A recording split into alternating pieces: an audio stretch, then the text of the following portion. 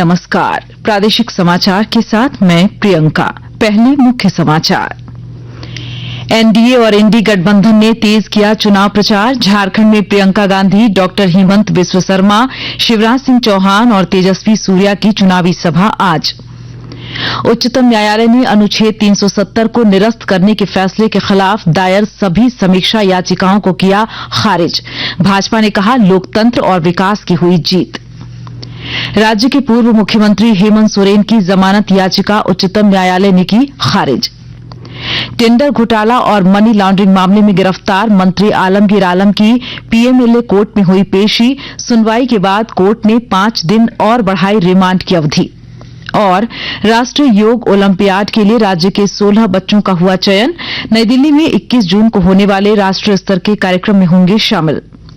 और अब समाचार विस्तार से। राज्य में अंतिम 2 चरणों के मतदान को लेकर एनडीए और इंडी गठबंधन ने प्रचार अभियान तेज कर दिया है। कांग्रेस की महासचिव प्रियंका गांधी वाड्रा आज झारखंड दौरे पर रहेंगी। इस दौरान प्रियंका गांधी गोड्डा और रांची में चुनावी जनसभा को संबोधित करेंगी।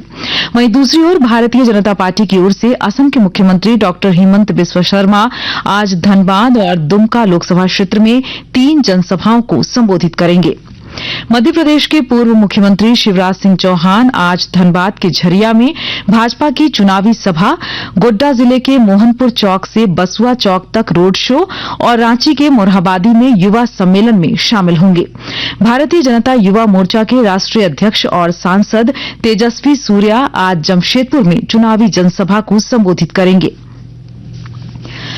जमशेदपुर लोकसभा सीट से भारतीय जनता पार्टी के प्रत्याशी विद्युत वरण महतो से पूर्व मंत्री राजा पीटर ने मुलाकात की। इस दौरान राजा पीटर ने भाजपा प्रत्याशी की जीत का दावा किया और कहा कि झारखंड में सभी 14 सीटों पर एनडीए की जीत होगी। बिहार के काराकाट संसदीय क्षेत्र से बतौर निर्दलीय चुनावी मैदान में उतरे भोजपुरी अभिनेता और गायक पवन सिंह को भाजपा ने आज पार्टी से निष्कासित कर दिया है। इसे लेकर बिहार भाजपा मुख्यालय प्रभारी अरविंद शर्मा ने पत्र जारी कर दिया है। उच्चतम न्यायालय ने अनुच्छेद 370 को रद्द करने को वैध ठहराने वाले संविधान पीठ के फैसले के खिलाफ दायर समीक्षा याचिकाओं को खारिज कर दिया है। भारत के मुख्य न्यायाधीश डीवाई चंद्रचूड़ की अध्यक्षता वाली पीठ ने कहा कि समीक्षा याचिकाओं पर गौर करने के बाद पाया गया कि कोई मामला नहीं बनता है, इसलिए सभी समीक्षा याचिकाएं खारिज की जाती हैं। 5 जजों की पीठ में न्यायाधीश संजीव खन्ना, बीआर गवई, सूर्यकांत और एएस बोपन्ना भी शामिल थे। इधर भाजपा के राष्ट्रीय प्रवक्ता शहजाद पूनावाला ने कहा कि उच्चतम न्यायालय का यह फैसला आशा, लोकतंत्र और विकास की जीत है।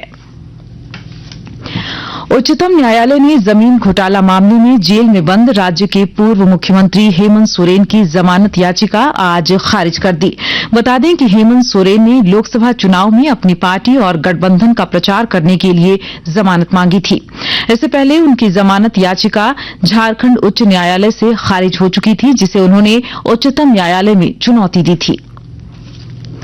भारतीय जनता पार्टी के तत्कालीन राष्ट्रीय अध्यक्ष अमित शाह के खिलाफ आपत्तिजनक टिप्पणी के मामले में रांची के एमपी एमएलए कोर्ट ने कांग्रेस के पूर्व राष्ट्रीय अध्यक्ष राहुल गांधी को 11 जून को सशरीर उपस्थित होने के लिए समन जारी किया है। इससे पहले राहुल गांधी की ओर से एमपी एमएलए कोर्ट द्वारा जारी समन को झारखंड उच्च न्यायालय में चुनौती दी गई थी, जिसे अदालत ने खारिज कर दिया था। प्रधानमंत्री नरेंद्र मोदी ने भारत के सबसे बड़े फूड एग्रीगेटर ऐप में से एक के संस्थापक दीपिंदर गोयल की सराहना की है। प्रधानमंत्री ने सोशल मीडिया पोस्ट पर श्री गोयल का वीडियो साझा करते हुए कहा कि कड़ी मेहनत बुलंदी पर पहुंचा सकती है। उन्होंने कहा कि श्री गोयल का जीवन सफर असंख्य युवाओं को उद्यमिता के सपने साकार करने के लिए प्रेरित करता है।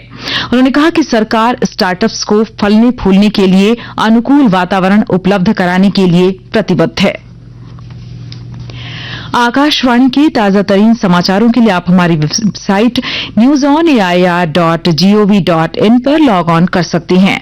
ताजा समाचार X handle @AIR news alerts और Facebook page All India Radio news पर भी उपलब्ध है।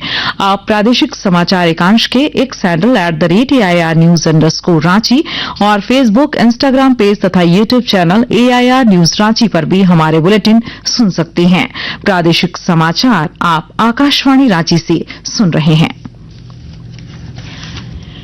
टेंडर घोटाला और मनी लॉन्ड्रिंग मामले में गिरफ्तार मंत्री आलमगीर आलम की रिमांड अवधि खत्म होने के बाद ईडी ने आज उन्हें पीएमएलए कोर्ट में पेश किया।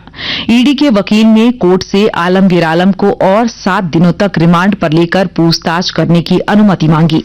इसके बाद कोर्ट ने आलमगीर आलम को 5 दिनों तक रिमांड पर लेकर पूछताछ की अनुमति प्रदान की। भाजपा के प्रदेश अध्यक्ष और पूर्व मुख्यमंत्री बाबूलाल मरांडी ने मुख्यमंत्री चंपाई सोरेन से अपने विशेषाधिकार का प्रयोग कर मंत्री आलमगीर आलम को बर्खास्त करने की मांग की है। बाबूलाल ने आज अपने एक संदेश में कहा कि ग्रामीण विकास विभाग में मंत्री आलमगीर आलम की कमीशनखोरी का सच सामने आ चुका है और यह दुख का विषय है कि आलमगीर आलम अब तक चंपाई सोरेन के मंत्रिमंडल का हिस्सा हैं। हजारीबाग जिले के चौपारण थाना की पुलिस ने शराब की पेटियों से भरे ऑटो सहित 3 तस्करों को गिरफ्तार किया है। इनमें एक तस्कर बिहार के गया जिला का रहने वाला है। थाना प्रभारी दीपक सिंह ने बताया कि सूचना मिली थी कि 10 बजे के बाद खुलने वाली सरकारी शराब दुकान को सुबह 6 बजे ही खोलकर खुलेआम अवैध तरीके से शराब की पेटियों को ऑटो में लोड किया जा रहा है। इसके बाद पुलिस ने कार्रवाई की। गुमला जिला प्रशासन ने इस वर्ष 10वीं और 12वीं की परीक्षा में शीर्ष 10 स्थान प्राप्त करने वाले विद्यार्थियों को जिला स्तर पर सम्मानित करने का निर्णय लिया है। विस्तृत ब्यौरा दे रहे हैं हमारे संवाददाता। गुमला जिला प्रशासन ने इस वर्ष 10वीं एवं 12वीं की परीक्षा में शीर्ष 10 विद्यार्थियों को जिला स्तर पर सम्मानित करने का निर्णय लिया है। इसके लिए जिला उपायुक्त कर्ण सत्यार्थी ने जिला शिक्षा पदाधिकारी को सूची तैयार करने का निर्देश दिया है। इसके साथ ही उपायुक्त ने वैसे विद्यालय जहां इस वर्ष सबसे अधिक विद्यार्थियों ने असफलता हासिल की है, उन विद्यालयों की सूची बनाते हुए जिले के सक्रिय पदाधिकारियों को विद्यालय से जोड़ने का निर्देश दिया है। उन्होंने शिक्षा कर भेंट गतिविधि के तहत सत्र की शुरुआत से ही पदाधिकारियों के द्वारा विद्यालय के शिक्षा की गुणवत्ता को लेकर नियमित निगरानी करने हेतु आदेश निकालने का निर्देश दिया है। नरेश कुमार, आकाशवाणी समाचार, गुमला। राष्ट्रीय योग ओलंपियाड के लिए राज्य के 16 बच्चों का चयन हुआ है। ये सभी बच्चे 21 जून को नई दिल्ली में अंतर्राष्ट्रीय योग दिवस के मौके पर आयोजित होने वाले राष्ट्रीय स्तर के कार्यक्रम में शामिल होंगे। बता दें कि अंतर्राष्ट्रीय योग दिवस के अवसर पर झारखंड शैक्षिक अनुसंधान एवं प्रशिक्षण परिषद NCERT नई दिल्ली द्वारा राष्ट्रीय योग ओलंपियाड का आयोजन 18 से 21 जून तक किया जाएगा। इसे लेकर झारखंड शैक्षिक अनुसंधान एवं प्रशिक्षण परिषद ने कल राज्य स्तरीय योग ओलंपियाड का आयोजन किया।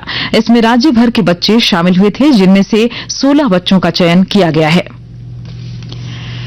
आईपीएल क्रिकेट के दूसरे एलिमिनेटर मैच में आज शाम रॉयल चैलेंजर्स बेंगलुरु का सामना नरेंद्र मोदी स्टेडियम अहमदाबाद में होगा। एलिमिनेटर का विजेता शुक्रवार को दूसरे क्वालीफायर में सनराइजर्स हैदराबाद से खेलेगा। आईपीएल का फाइनल मैच रविवार को खेला जाएगा।